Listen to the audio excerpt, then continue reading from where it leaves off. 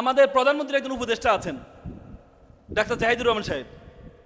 উনি টকশোতে ভালো কথা বলতেন। ওনারে প্রধানমন্ত্রীর উপদেষ্টা, মন্ত্রী পদমর্যাদায় উপদেষ্টা বানিয়ে দিলেন। চিন্তা করো, তার মানে তোমরা যদি কথা বলতে পারো, তোমরা তেলামি করতে হবে না, সবসময় নেতাদের তেলামি করতে হবে না। কথা যদি বলতে পারো, তোমাদের একটা অবস্থান তৈরি হয়ে যাবে। এজন্য কথা বলা, এর দক্ষতার তোমাদেরকে লাগবেই। প্রত্যেকটা ধর্ম এমফাসাইজ করেছেন কথা বলার জন্য, প্রত্যেকটা ধর্ম। এজন্য তোমরা যারা আলেম আছো, তোমরা যারা মাওলানা হবা অথবা বিশ্ববিদ্যালয়ের শিক্ষক হবা, যে পেশায় যাবা, তোমরা যদি ভালো কথা বলতে পারো, you will be top one, কোনো সন্দেহ নেই। আর এই যে আজকে যে ডিবেটিং ক্লাব যে আয়োজনটা করেছে, এই বিতর্ক, প্রথম বিতর্ক কে শিখেছে জানো তোমরা? বিতর্ক প্রথম কে শিখেছে জানো তোমরা? বলো তো। হ্যাঁ, প্রথম মানব সভ্যতার ইতিহাসে বিতর্ক শিখেছে কে? স্বয়ং আল্লাহ তাআলা। আল্লাহ তাআলা মানুষদেরকে সৃষ্টি করার সময় আল্লাহ ফেরেশতাদেরকে বলেছে, ইন্নী জাইলুন ফিল আরদি খলিফা, আমি খলিফা তৈরি করব, মানুষ তৈরি করব, প্রতিনিধি হিসাবে আমার। তখন ফেরেশতারা যুক্তি দিছে, কি বলেন আপনি মানুষ তৈরি করবেন? তারা তো দুনিয়াতে গিয়ে ফাসাদ তৈরি করবে, মারামারি করবে, ঝামেলা করবে, আপনার ইবাদত করবে না, নিজেরা নিজেরা সংঘর্ষ করবে, এদেরকে আপনি তৈরি করবেন? অথচ আমরা তো আছি, যারা আপনি যেটাই বলেন, যেটাই শিখান, আমরা সেটাই বলি, আমরা আপনার ইবাদত করি, আর আপনি মানুষ কেন তৈরি করবেন? আল্লাহ তাআলাকে যুক্তি দেয় নাই। আল্লাহ তাআলা আদম আলাইহিস সালামকে ডাকলেন, ও আল্লামা আদম আসমা কুল্লাহা। তিনি আদম আলাইহিস সালামকে কি শিখালেন? বিভিন্ন নাম শিখালেন। ফেরেশতাদেরকে বলো, দেখি তোমরা এই নামগুলো বলো তো। বলছি, আল্লাহ তাআলা আপনি তো আমাদেরকে যেটা শিখেন সেটাই জানি, এর বাইরে তো কিছু জানি না। বলছে, আদম তুমি বলো তো। আদম বলে ফেললেন। যুক্তিতে কে জয়লাভ হলো? কে জয়লাভ হলো? Who was the first winner in the history of the debate? কে? আল্লাহ তাআলা। It's a logic. তো সুতরাং যিনি আল্লাহ তাআলা যুক্তি শিখিয়েছেন, এবং আল্লাহ তাআলা কোরআনে বলেছেন, উদউ ইলা সাবিলি রাব্বিকা বিল হিকমা, আল্লাহ ওয়াজাদিলহুম, আল্লাহ বলেছে ওয়াজাদিলহুম শব্দের অর্থ কি বলো?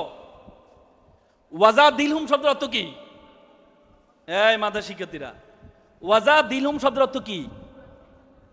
বিতর্ক করো।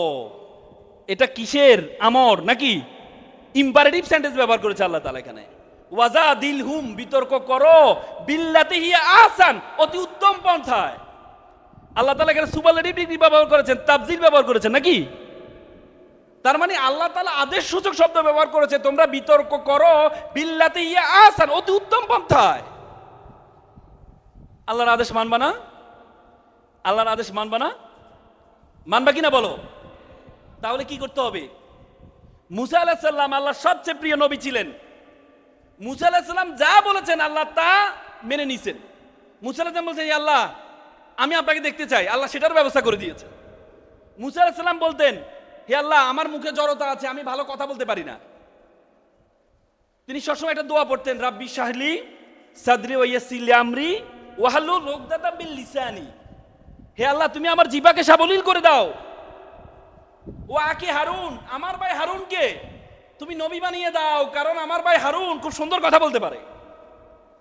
আল্লাহ তাআলা তার এই দোয়াটাও কবুল করে নিয়েছেন। সুবহানাল্লাহ বলবে না? তার মানে এই যে কথা বলার দক্ষতা, একজনে ভালো কথা বলতে পারে তারে আল্লাহ নবী বানিয়ে দিয়েছেন। একজন আজানে উত্তর দাও। তার মানে কথা বলা এত সহজ বিষয় না। এজন্য কথা বলার জন্য তোমাকে যেটা লাগবে, কয়েকটা জিনিস লাগবে। প্রথম কথা হচ্ছে আঞ্চলিকতা দূর করবা, তথ্য জানতে হবে, তথ্য। তৃতীয় যে গুণটা, তোমাকে কথা বলতে হলে, আমরা অনেক সময় কথা বলতে গেলে একটু হীনমন্যতা ভুগি। ধরো তুমি এখানে দাঁড়াইছো, স্টেজে যখন দাঁড়াও তখন দেখবা যে আমি কথা বলছি, তোমাদের এখান থেকে কেউ যদি বলে কি বলে, আরে দেখবা আমার কনফিডেন্স লেভেল লো হয়ে যাবে। বুঝতে পেরেছো? এই জন্য তুমি যখন এখানে দাঁড়াবা, তুমি মনে করবে এখানে যারা আছে সবাই ছাগল, আর তুমি হচ্ছে রাম ছাগল। তুমি মনে করবে এখানে যারা আছে সব গরু, আর তুমি হচ্ছে গুরু, তাহলে তুমি কথা বলতে পারবা। বুঝতে পেরেছো? এখানে যখন দাঁড়াবা, তুমি দাঁড়ায় যদি চিন্তা করো আমি আরবি বলছি, এখানে হুজুর আছে, সে যদি আমরা ভুল ধরে। তুমি এখানে দাঁড়ায় যদি চিন্তা করো আমি ইংরেজি বলছি, ইংরেজি একজন ছাত্র আছে, সে যদি আমার ভুল ধরে। তুমি এখানে দাঁড়িয়ে যদি বলো বাংলা বলছে, বাংলা শিক্ষক আছে, সে যদি আমার ভুল ধরে, তাহলে তুমি কথা বলতে পারবা না। এই জন্য স্টেজে যখন দাঁড়াবা, তখন মনে করবা যারা আছে সবাই ছাগল, আর তুমি। আর যাদের দেখবা তাকাইলে, চোখের দিকে তাকাইলে মানে কনফিডেন্স লো হয়ে যায়, চোখ টিভি দেয় অনেক, ঠিক না? দেখবা তুমি যখন কথা বলতে যাও, তখন অনেকে এভাবে ব্যঙ্গি করবে, কি বলে, তখন তোমার কনফিডেন্স লো হয়ে যাবে। এই জন্য তুমি কি করবা জানো? চোখের দিকে তাকাবা না।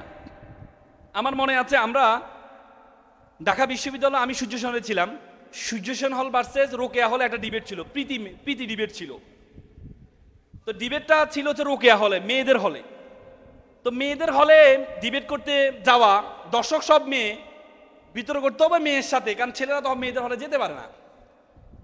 তা আমরা এভাবে দুই টেবিল দুইভাবে বসা হয়েছে।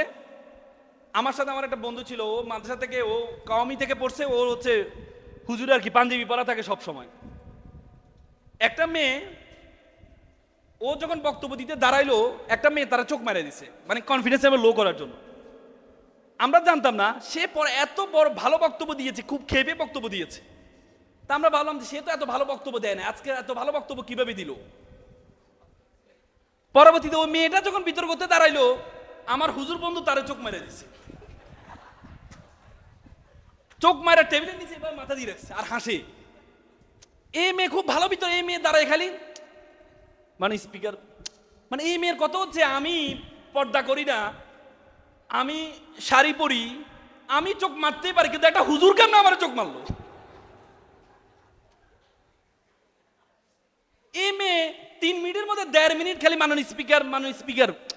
তো বন্ধুরা হঠাৎ করে কিরে, আমরা তাকাচ্ছি, হাসে, বন্ধু কি হয়েছে? বন্ধু কুতিবা আলাইকুমুল কেসাস, ঘটনা হ্যাজ বিন গটেন। ও কি হয়েছে? আমার চোখ মারছে, আমি মেরে দিছি।